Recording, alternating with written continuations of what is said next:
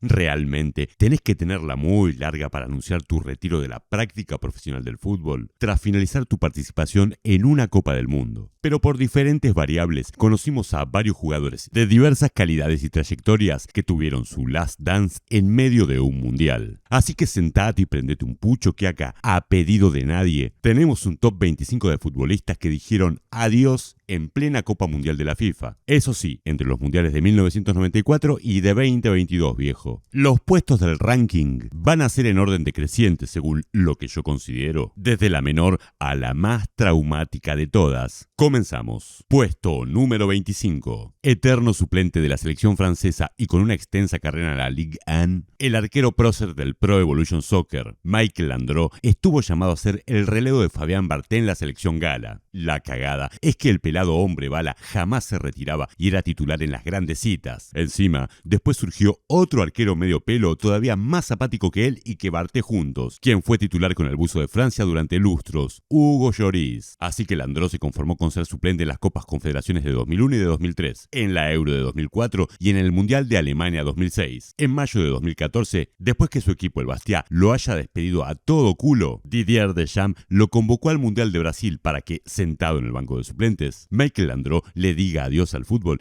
eliminado por Alemania en cuartos de final. Con un 5% de trauma sobre 100, el francés Michael Landreau es nuestro puesto número 25. Puesto número 24. Histórica cara visible de una selección panameña que acumulaba fracaso tras fracaso en cualquier competición internacional, el defensor Felipe Valois consiguió la hazaña de meterse en una Copa del Mundo sobre el epílogo de su carrera. Valois, de dilatada trayectoria en México, acudió a Rusia 2018 como suplente e ingresó a los 70 minutos del encuentro contra Inglaterra, cuando los piratas ya ganaban por 6-0. ¿Y saben qué? 8 minutos después, en lo que fue su último encuentro como profesional, convirtió el primer gol de Panamá en la historia de los mundiales, con lo cual superó al loco Martín Palermo como el debutante más longevo en mandarla a guardar en una Copa del Mundo. Bien, viejo loco. Con otro 5% de trauma sobre 100, el panameño Felipe Valois es nuestro puesto número 24. Puesto número 23. Trotamundos que dejó su sello por diversas partes del globo terráqueo y a la vez víctima y beneficiario de convivir con la mejor generación de arqueros colombianos de la existencia, es decir, Oscar Córdoba, René Higuita o Miguel Calero entre tantos otros. Farid Camilo Mondragón Ali fue suplente en Estados Unidos 94 y titular en Francia 98, para después desaparecer de los primeros planos más allá de alguna convocatoria esporádica. Y fue así que todos hicimos el plop de Condorito, cuando en las eliminatorias para Brasil 2014 nos dimos cuenta que Mondragón no era el entrenador de arqueros de José Peckerman, sino su arquero suplente, quien ayudaba bastante, dicen, en el armado y camaradería del grupo. Y como premio, Farid Mondragón ingresó a los 85 minutos de la victoria por 3-1 sobre Japón en primera ronda, para obtener el 4 años después obsoleto récord de longevidad en mundiales. En ese momento, la FIFA le dio todos los honores y la mar en coche, pero también sufrió este momento patético y hortiva que ahora nos va a contar el Diego. El de Mondragón que le batió el récord a Milla. Pero hubo algo que lo estaba mirando por televisión y me da vergüenza ajena. Mondragón va a buscar a los hijos a la platea para sacarse una foto porque otra ocasión mejor no iba a tener con los hijos. Vinieron los de la FIFA y no lo dejaron, Guillermo.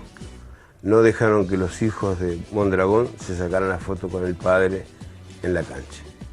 Una cosa que no tiene sentido. Los chicos son los que tenemos que cuidar, los chicos son los que tenemos que proteger. ¿Por qué no dejaron entrar a los chicos de Mondragón?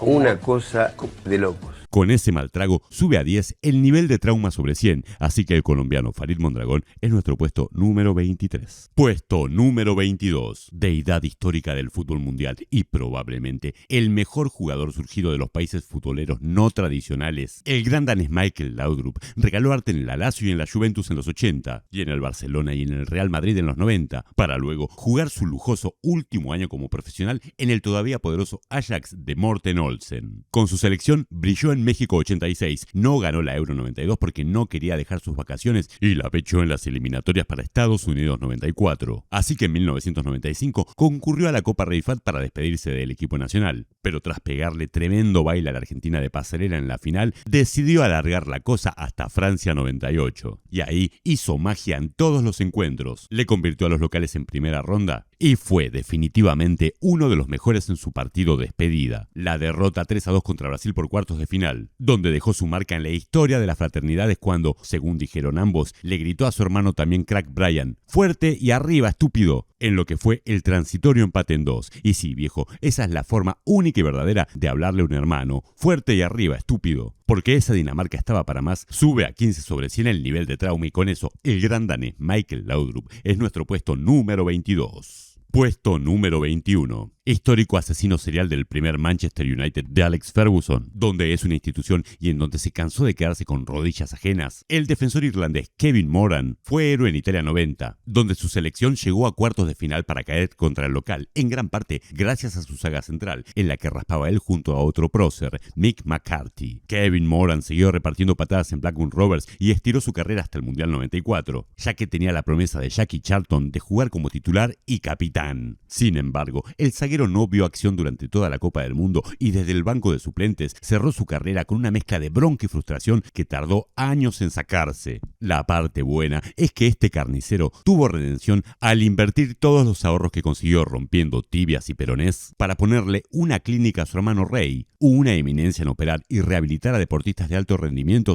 lesionados por algún mala leche, y gracias a quien pudo operarse y seguir dando conciertos memorables, el querido Jon Bon Jovi. Con 20% de trauma sobre 100, el irlandés Kevin Moran es nuestro puesto número 21. Puesto número 20. Tengo un video completo contándote las aventuras y desventuras de Hidetoshi Nakata en este deporte, pero a efectos de este ranking te lo voy a sintetizar así. El japonés inició una historia conmovedora a mediados de los 90 para ir perdiendo paulatinamente nivel e interés por el fútbol. Además de ir decayendo el nivel de los clubes que defendía, era mayor la desidia mientras más lo exigían. Y así llegó su Last Dance a Alemania 2006, donde llegó con 29 años y con toda la intención de retirarse una vez que quedase eliminado. El 7 de Japón jugó todos los minutos de los 3 encuentros de su selección, y no fue ni siquiera una sombra molesta en la derrota 1-4 contra Brasil, que marcó su retirada del soccer. Con un nivel de 25 de trauma sobre 100, ya que nunca dejaron de preguntarle por qué se retiró tan joven para dedicarse a la moda y a los negocios millonarios, el japonés Hidetoshi Nakata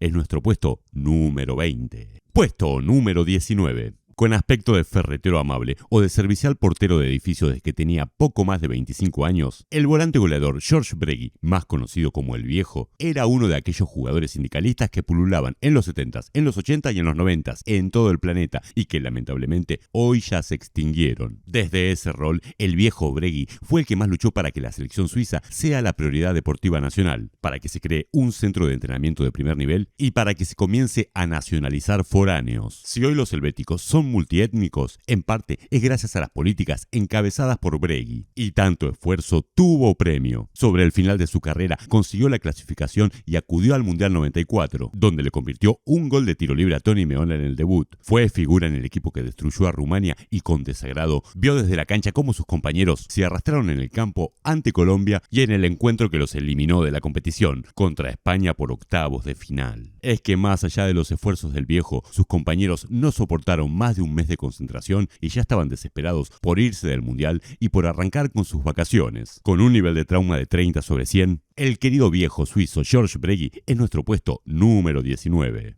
Puesto número 18. Con una zurda tallada por los dioses y dueño de una carrera extrañísima a nivel clubes, donde se convirtió en ídolo del Betis de Sevilla y en héroe de Croacia en Francia 98, el lateral izquierdo Robert Jarni cometió el fatal error, como aquel que no sabe dejar de ir a la discoteca a tiempo, y acudió a Japón-Corea 2002 para dejar una imagen patética y lamentable. No fue el único cachivache, claro, ya que lo acompañaron en el ridículo otros ilustres veteranos como Davor Zucker, Robert Prosinecki o Alen Boksic. Jarni fue el capitán de aquel equipo croata que, tras vencer heroicamente a Italia, quedó eliminado al perder frente a Ecuador en el tercer partido, cuando solo necesitaban un empate. Tras colgar los botines después de ese encuentro, Robert Jarni hizo una carrera respetable jugando al fútbol sala. Así que con un nivel de trauma de 30 sobre 100, el croata Robert Jarni se queda con el puesto número 18. Puesto número 17. Con una carrera respetable en el fútbol europeo y símbolo inequívoco de la mejor época histórica de la selección griega, donde consiguió la Euro 2004 pero se perdió la final por acumulación de amarillas, el volante defensivo Georgios Karagounis siempre será recordado en la Argentina por, durante Sudáfrica 2010, meterse con el Mesías, desatando la ira de Dios.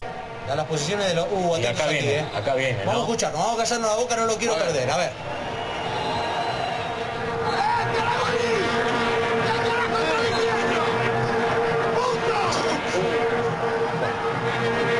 Sigue. Está pensando qué idioma tiene que usar. ¿Lo habrá entendido? En italiano. ¿Qué cosa ha dicho? Sacado, mirá la cara. Sigue.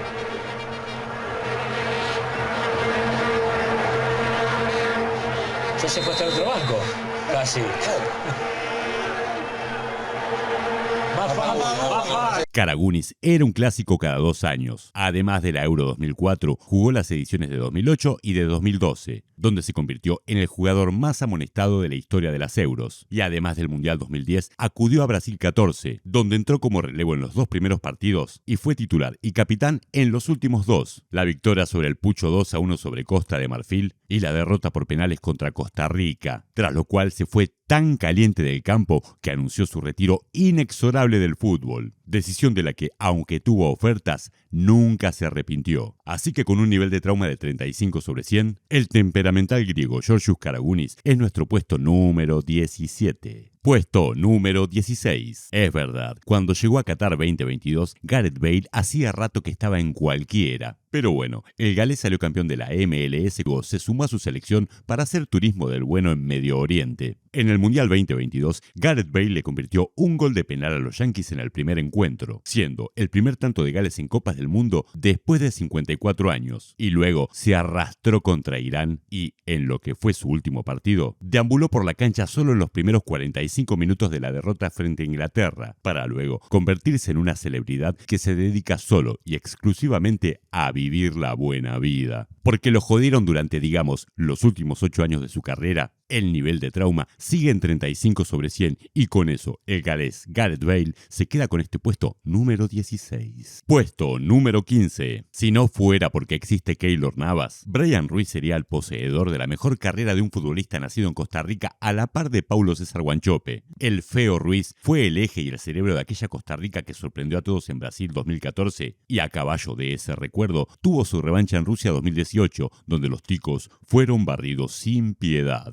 Después de eso, el querido feo Ruiz alargó su carrera innecesariamente en Alajuelense para así llegar a Qatar 2022 completamente retirado, mermado físicamente, pero metiéndose en la lista gracias a los laureles que supo conseguir. El enganche ingresó 30 minutos en la horteada sufrida por 7-0 frente a España en el debut y después se puso, literalmente y en pleno mundial, a organizar su partido de despedida, el cual sucedió el 17 de diciembre de 2022. Sí, un día antes que Argentina gane la tercera, en un encuentro amistoso entre el Twente de Holanda y su querida Liga Deportiva Alajuelense. Por lo horrendo de aquella selección costarricense, el nivel de trauma sube al 40 sobre 100 y eso hace que el tico Brian Ruiz, el feo Ruiz, sea nuestro puesto número 15. Puesto número 14. Acostumbrado a pudrírsela a cualquiera sin jamás arrugar, a repartir leña a diestra y siniestra, y a la postre convertido en un símbolo cultural que hoy sería muy necesario, el camerunés Rigobert Song hizo historia al debutar en el Mundial 94 con tan solo 17 años. En ese momento, el defensor quedó tercero en la lista de los más jóvenes en jugar una Copa del Mundo, por debajo de Pelé y del norirlandés Norman Whiteside. y además le metió tremenda murra de Beto y con eso se convirtió en el jugador de menor edad en ver una roja en el torneo de la FIFA. En Francia 98 jugó su segundo mundial y contra Chile primero casi deja rengo a Iván Zamorano y después le metió tremendo codazo al matador Salas, consiguiendo su segunda tarjeta roja en mundiales con solo 21 pirulos. Después, Rigobertson jugó el Mundial 2002, se perdió Alemania 2006 porque al cobarde Samuel Eto'o se le congeló el pecho y Pierre Gomé erró el penal contra Egipto en el último minuto,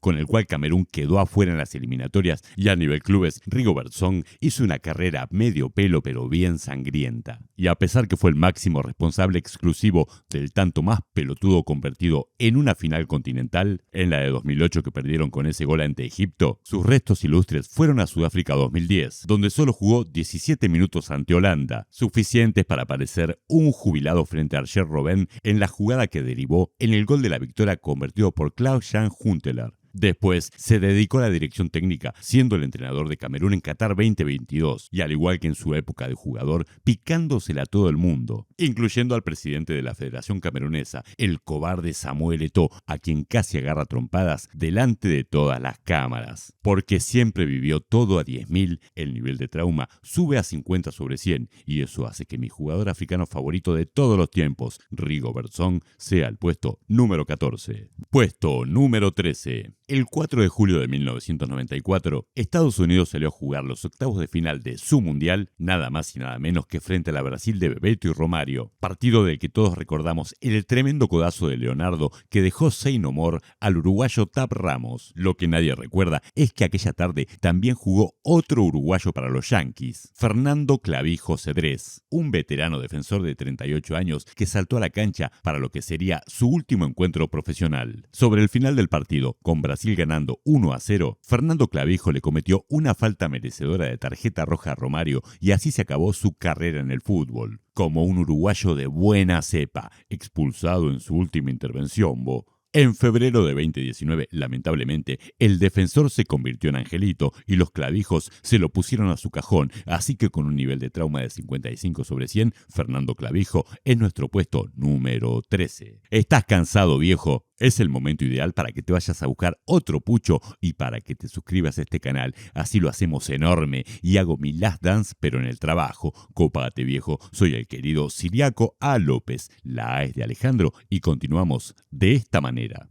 Puesto número 12. En la época pre-Cristiano Ronaldo, de Portugal sabíamos apenas 3 cosas: Luis Figo, Manuel Rui Costa y Paulo Sousa. Este último, precisamente, fue la figura excluyente de aquella selección lusa que ganó el Mundial Sub-20 e hizo un carrerón demencial por Benfica, Juventus, Borussia Dortmund e Inter de Milán, ganando consecutivamente y con camisetas distintas las Champions League de 1996 y 1997. Pero también era uno de los principales señalados de aquella selección portuguesa talentosa pero hiper pecho fría que no concurrió a los mundiales de 1990, 1994 y 1998. Finalmente, los astros se alinearon y Portugal consiguió su pasaje a Japón-Corea 2002, pero el crack Paulo Sousa solo fue al lejano oriente para sentarse en el banco de suplentes y así bajar el telón de su carrera. Al final, tanto batallar para llegar a una Copa del Mundo sin ligamentos cruzados. Con un nivel de trauma de 55 sobre 100, Paulo Sousa es nuestro puesto número 12.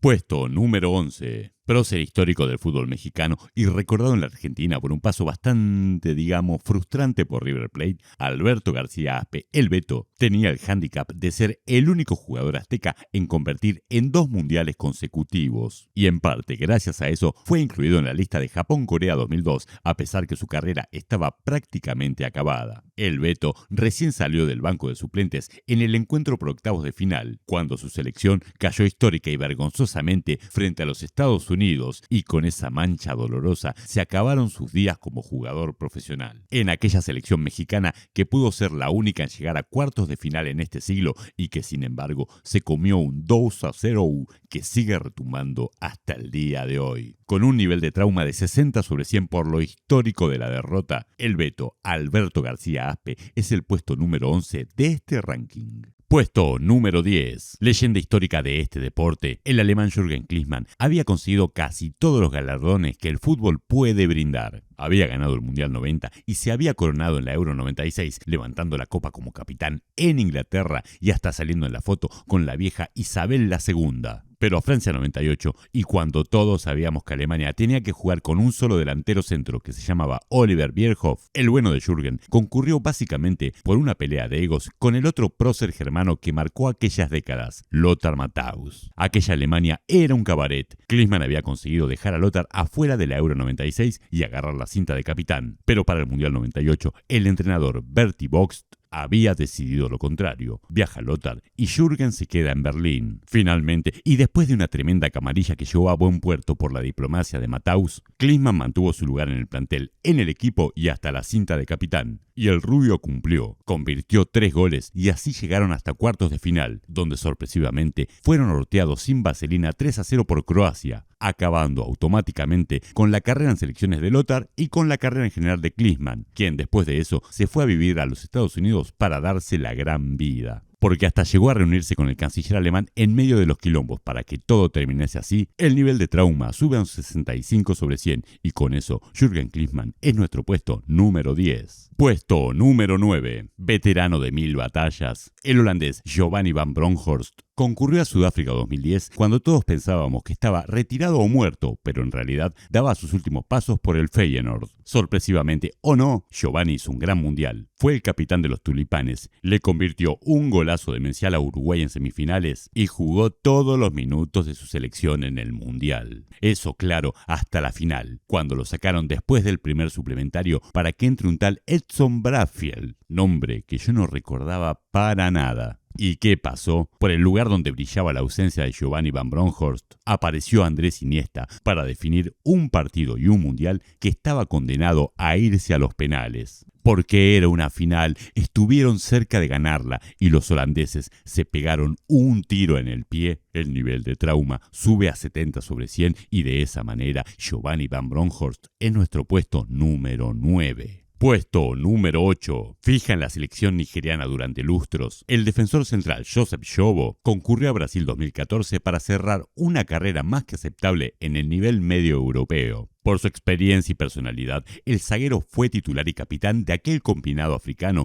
que llegó hasta octavos de final ante Francia, donde Nigeria hizo un gran papel hasta que Paul Pogba desniveló a los 80 y finalmente el propio Joseph Shobo hizo el gol en contra que cerró el marcador y la participación de los africanos en la Copa del Mundo de 2014. Por convertirse un gol en contra en su último partido, el nivel de trauma es de 70 sobre 100 y de esa manera el nigeriano Joseph Shobo es nuestro puesto número 8. Puesto número 7. Patrón de estancia en la defensa rusa durante más de una década, Sergei Ignashevich fue el capitán sin cinta de la selección local en la Copa del Mundo de 2018. En octavos de final ante España fue el autor del gol en contra que abrió el marcador, pero se pudo redimir al convertir su tanto durante la tanda de penales que los depositó en cuartos de final. Ahí, contra Croacia, Ignashevich también aguantó los trapos en aquel épico 2-2 y hasta marcó su tanto en la definición, pero en esta ocasión cayeron ante los balcánicos, terminando con la trayectoria de este duro zaguero central. Por ser de local y por haber estado tan cerca de meterse en semifinales, el nivel de trauma sigue en 70 sobre 100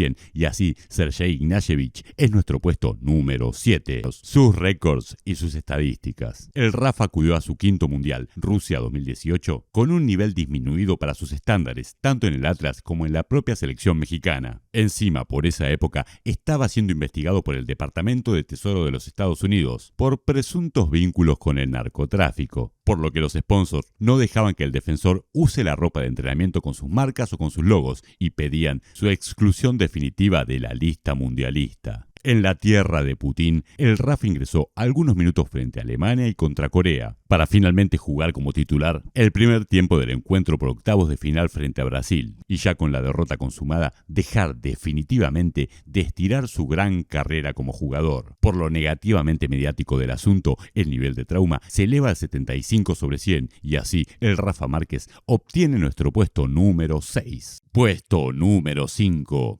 Errado, irónico e icónico estereotipo de cómo los argentinos nos mofábamos que eran los españoles en los 80 y en los 90, el arquero Andoni Zubizarreta fue una leyenda de la selección española, del Bilbao, del Barcelona y del Valencia. Respetado y valorado, lamentablemente, cuando la globalización llegó, el planeta vio su versión decadente y avejentada, teniendo su función de gala en su errante, papelonera y cachivachesca participación en la derrota 3-2 frente a Nigeria en el primer partido de España en Francia 98. Esa lamentable actuación de Zubizarreta fue, en los hechos, lo que eliminó a España de aquel mundial, y después de aquella tortuosa fase de grupos, el arquero anunció su lógico retiro del deporte de alto rendimiento. La generación dorada de España iba a tener que seguir esperando para germinar. Con un nivel de trauma de 80/100, Andoni Zubizarreta Urreta es el puesto número 5. Puesto número 4. Habiéndose ya despedido de su trayectoria a nivel de clubes en el Real Madrid, Zinedine Zidane llegó a Alemania 2006 para llevar a cabo un auténtico e inolvidable Last Dance. El nivel de Zizou fue realmente de menor a mayor, teniendo una fase de grupos completamente olvidable, tanto él como su Francia. Pero a partir de la fase de eliminación directa, la cosa fue diametralmente opuesta. Bailó y brilló a aquella España que había ido a retirarlo. Además, le convirtió un golazo. Bailó a la última Brasil galáctica que vio la humanidad, sirviéndole el gol a Titi Henry, y en semifinales le demostró a Cristiano Ronaldo que iba a tener que esforzarse mucho para estar en el nivel de los dioses. Además, hizo el tanto de la victoria, por supuesto, y en la final, además de jugar en su nivel de excelencia habitual, marcó el gol de los galos picándose la Bufón y metió aquel inolvidable cabezazo que superó lo deportivo para volverse parte de la cultura popular global. Y sí, después de aquella tarjeta roja, nadie volvió a ver en pantaloncitos cortos a Zinedine Zidane, que con un nivel de trauma de 85/100 se queda con este puesto número 4. Puesto número 3. Titular indiscutido en el arco de Camerún durante un par de lustros, Josep Antoine Bell sufrió, en Italia 90, las veleidades del líder supremo de su país, Paul Villa, quien en la previa del debut contra Argentina llamó al entrenador para que lo reemplace por Tomás Uncono y para que también lleve al banco y le dé minutos al legendario Albert Roger Milla, de ya 38 años. Al siguiente mundial, Estados Unidos 94, Bell llegó como titular y atajó en los dos primeros encuentros, pero tras la derrota frente a Brasil por 3-0, el líder supremo de Camerún, Paul Villa, llamó al técnico para que reemplacen al arquero por Tomás Uncono, quien esta vez no aceptó relegar a Bell, desatando la furia del político. Por un lado, Uncono terminó exiliado en Bolivia hasta que con los años lo indultaron. Por el otro lado, Josep Antoine Bell fue separado del plantel y anunció su retiro del fútbol en plena concentración yanqui. Además, sufrió el incendio y la expropiación de todas sus propiedades y el congelamiento de sus cuentas bancarias, más la persecución y hostigamiento a todos sus familiares directos. El arquero recién pudo volver al país y reinsertarse en la sociedad camerunesa cuando en el año 2000 la Federación Internacional de Estadísticas lo nombró como el portero africano del siglo XX. A todo esto, Paul Villa aún sigue siendo el líder supremo de Camerún. Con un excelso nivel de trauma de 90/100, el camerunés Josep Antoine Bell se sube al podio y es el puesto número 3 de este ranking. Puesto número 2. En principio, Gabriel Jaime Gómez era conocido por haberle hecho este gol a la Argentina en el Monumental para ganarle el tercer puesto en la Copa América 87 a aquel equipo de Diego Maradona y Carlos Salvador Vilardo. Después nos enteramos de su legendario y exclusivo apodo que destila un completo aura: Barrabás. Qué buen apodo, viejo. Barrabás. Deberíamos apodar a algún jugador como Barrabás. ¿Qué estamos esperando? Me sale Barrabás Barinaga o Barrabás Weingart, pero no sé, no estoy seguro. Como sea, después de debutar con una dolorosa derrota frente a Rumania en el Mundial 94, la selección de Colombia se llenó de rumores y amenazas sobre las cuales hay 1000 versiones. Así que nos vamos a quedar con la palabra, entre otros, del entrenador de aquella selección, el Pacho Maturana, y también de la del propio Barrabás, quien es el hermano del bolillo Hernán Darío Gómez, segundo entrenador de aquel histórico combinado cafetero. Un día llegó Bolillo a mi habitación que si ya había visto la televisión y va y prende y hay una cosa donde estaban las amenazas, los mensajes, y había un mensajito que si yo ponía Barrabás Gómez, mataban a Barrabás y a la familia de Barrabás. Y yo le digo, Oli, vamos a poner atención a eso, jodas, le paremos bola a eso. Me dice, Pacho, vení, mira bien, ahí dice que matan a mi familia, no la tuya. ¿Cómo la vas a exponer? Tiene razón. Y Pacho todavía nos han amenazado, pues yo lo tomé como de broma, pero no, esta vez sí es verdad, nos van a matar. Dije, bueno, Pacho. Yo dije, bueno, no juego más fútbol, no quiero jugar más fútbol, esto es muy doloroso para mí, no jugué más. Y me retiré del fútbol ahí. A partir de ahí, porque yo soy un técnico de semana, y lo que yo sentí, me ganaron. Bolillo me dice eso y a mí me dio una cosa, yo me puse a llorar y me ganaron, me ganaron. ¿Me ganaron por qué? Porque tengo que poner el equipo que quieren, no el que quiero yo. Y así fue. El país no se dio cuenta sino hasta tiempo después. Nosotros fuimos los que vivimos, nosotros fuimos los que recibimos las amenazas post partido.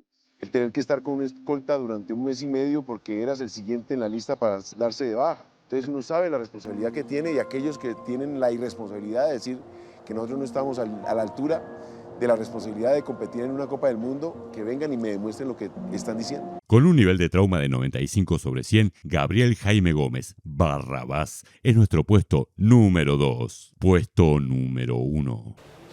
Mal haríamos en decirles buenas tardes. Otra vez Colombia se llena de vergüenza. Andrés Escobar, jugador de la Selección Colombia, fue cobardemente asesinado en Medellín. 12 disparos cegaron la vida de un hombre que se entregó entero por representar al país con dignidad. Los asesinos, después de cada disparo, lo insultaban y le gritaban golazo. Por Dios, qué locura es esta. Andrés era un hombre entregado al deporte. Todos los comentaristas coincidieron en que el autogol, por Dios, en el partido contra Estados Unidos fue un accidente lamentable. Tenía toda una vida por delante, un futuro prometedor que le acabaron esta madrugada a tiros.